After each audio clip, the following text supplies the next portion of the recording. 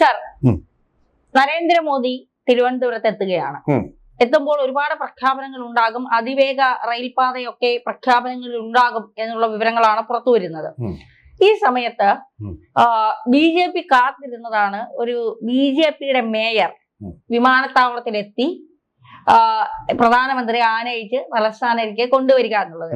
പക്ഷേ ആര്യ രാജേന്ദ്രൻ കാണിച്ച ആന മണ്ടത്തരം VV രാജേഷ് കാണിക്കില്ല. ആര്യ രാജേന്ദ്രൻ 2021 രാഷ്ട്രപതി രാംനാഥ് കോവിന്ദ് വന്ന സമയത്ത് വണ്ടി ഓവർടേക്ക് ചെയ്ത് പിന്നെ വലിയ വിവാദങ്ങൾ സൃഷ്ടിച്ചിരുന്നു.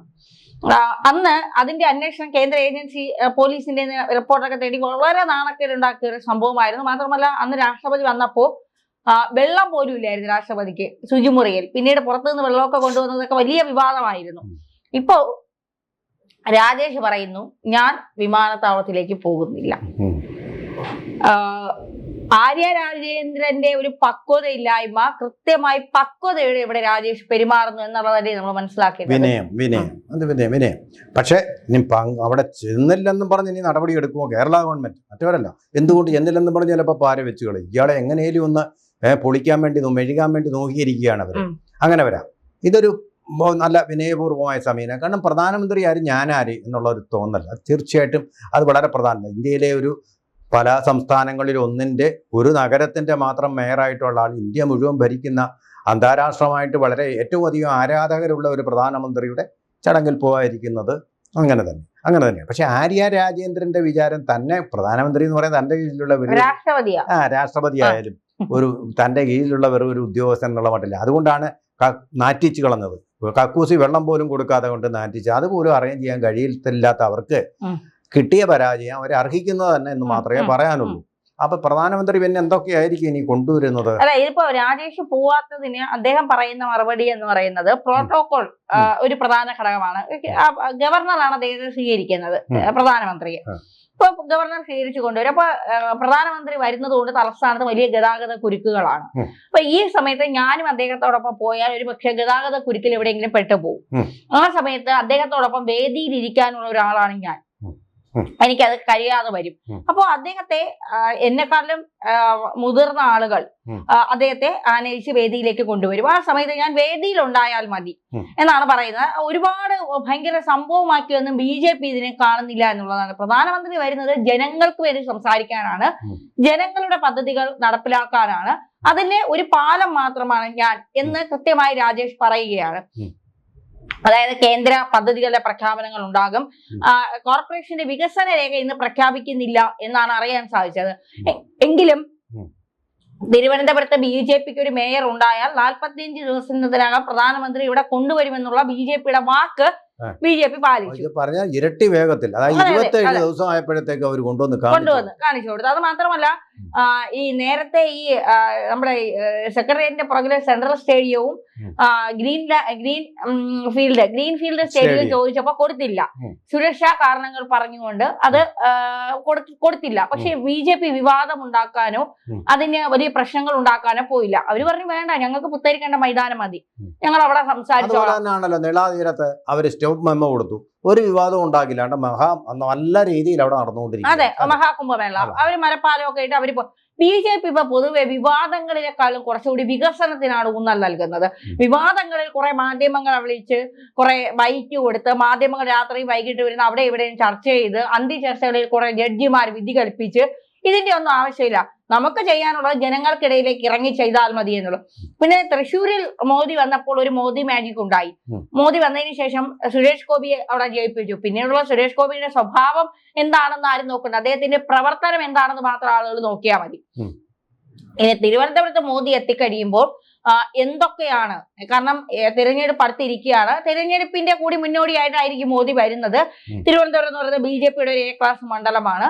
സ്വാഭാവികമായിട്ട് അവിടെ രാജീവ് ചന്ദ്രശേഖറും ശ്രീലേഖയും ഒക്കെ നിൽക്കുമെന്നാണ് നമ്മൾ മനസ്സിലാക്കുന്നത്. അങ്ങനെയാണ് എങ്കിൽ തിരഞ്ഞെടുപ്പുമായി ബന്ധപ്പെട്ട് BJP ജയിച്ചു കഴിഞ്ഞാൽ എന്തൊക്കെയായിരിക്കും കേരളത്തിൽ BJP ചെയ്യാൻ പോകുന്നത് എന്നുള്ളതിന്റെ ഒരു നിർദ്ദേശമോ അല്ലെങ്കിൽ അത്തരത്തിലുള്ള ഒരു പ്രഖ്യാപനങ്ങളോ നരേന്ദ്രമോദിയുടെ ഭാഗത്തു നിന്നുണ്ടാകാം. സാർ എങ്ങനെയാണ് കാണുന്നത്? നമ്മൾ വാസ്തവത്തിൽ ഒരു നഗര ഭരണത്തിന് കേന്ദ്ര ഗവൺമെന്റിന് കൊടുക്കാവുന്ന പരമാവധി ഫണ്ട് എന്ന് പറയുന്നത് അവർ ചെലവാക്കുന്ന മൊത്തം ഫണ്ടിന്റെ 5% മാത്രമാണ്. ആ രീതിയിൽ നമുക്കൊന്നും കൊടുക്കാം, കേന്ദ്രത്തിന് വലുതായിട്ട് ചെയ്യാൻ പറ്റില്ല. പക്ഷേ ഇപ്പം നമ്മൾ അറിയുന്ന ഒരു കാര്യം, ഈ VV രാജേഷ് ഹോംവർക്ക് ചെയ്ത് നേരത്തെ തന്നെ തിരുവനന്തപുരത്തിന് വേണ്ടതെല്ലാം സമർപ്പിച്ചിട്ടുണ്ട് കേന്ദ്ര നഗര ആസൂത്രണ മന്ത്രാലയത്തിന്. അവരൊരു 200 കോടി രൂപ തരാമെന്ന് സമ്മതിച്ചിട്ടുണ്ട്. 200 കോടി വലിയ തുകയല്ല ഈ നഗരത്തെ സംബന്ധിച്ചിടത്തോളം. പക്ഷേ ഈ തുക ആര്യ രാജേന്ദ്രൻ ഇരുന്ന കാലത്ത് കൊടുക്കാമെന്ന് പറഞ്ഞാണ്.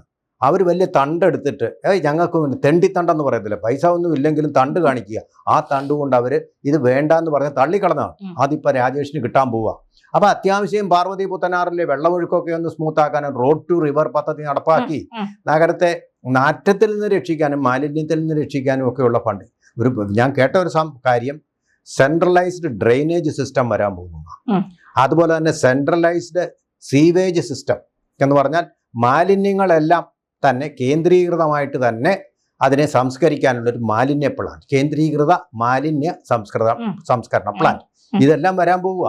അപ്പം തിരുവനന്തപുരത്തെ നാറ്റം CPM ഭരിച്ച് ഇത്രയും കാലമായിട്ട് നാറ്റിച്ചതിൽ നിന്ന് ഒരു സുഗന്ധം ഉണ്ടാവും എന്നാണ് നമ്മൾ കരുതേണ്ടത്.